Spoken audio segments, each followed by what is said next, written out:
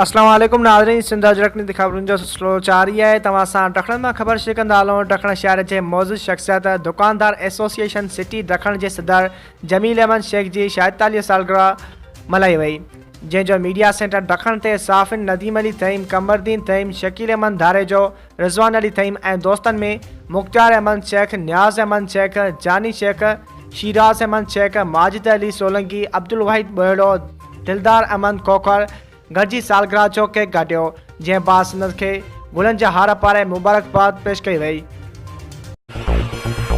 वधीक ख़बरूं ॾिसण लाइ विज़िट कंदा असांजी वेबसाइट www.sindhajraknews.com।